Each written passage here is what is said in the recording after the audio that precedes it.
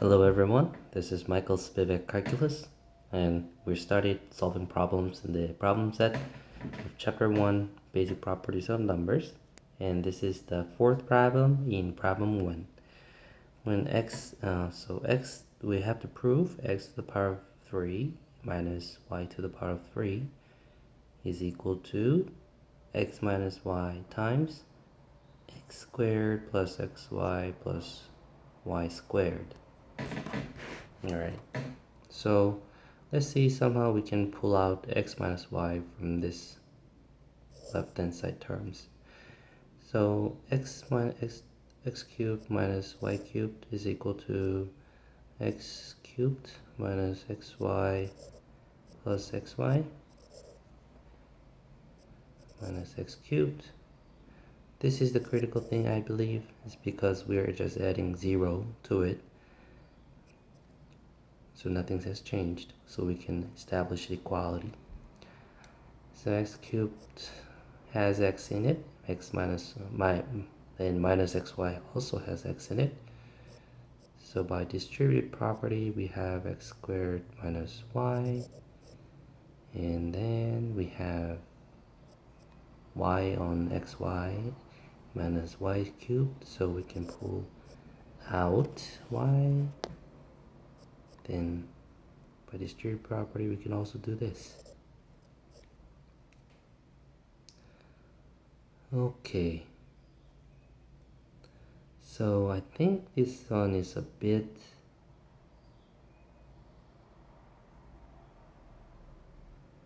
just a second. Does it make sense to me?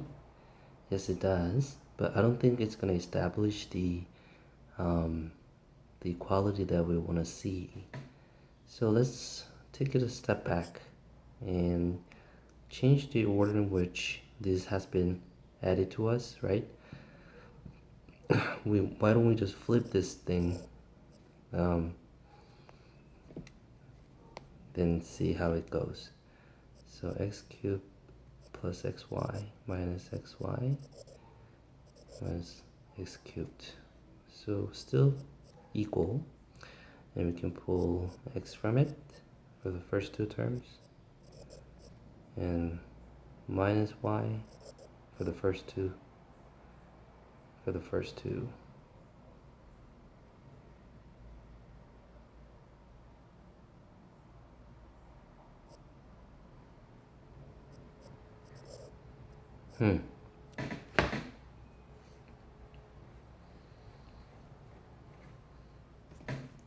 Yeah, so again, I don't know if I can just achieve this kind of equality over there. But I guess what we can do here is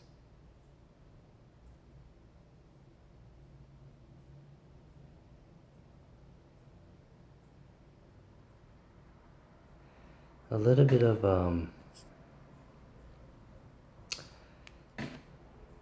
reverse engineering, right? See how the distribution works here. X squared, kind of a cheating in a way, but since we know already what this is gonna result to, so let's see if we can do this. X squared y plus xy squared minus yx squared minus xy squared, and then the last term is, what is it, minus y cubed. Okay, so this term inverse, additive inverse, is this one, and this one's additive inverse is this one, so they both amount to 0. So that's how they that's the expanded form of factorized ones. So yeah, this is basically it. You can just use this fact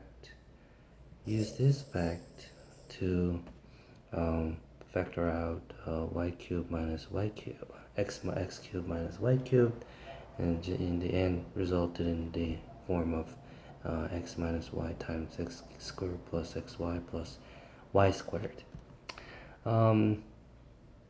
So that is it. Let's So we're gonna go to problem 5 and 6 in the next video. Stay tuned. See you next time.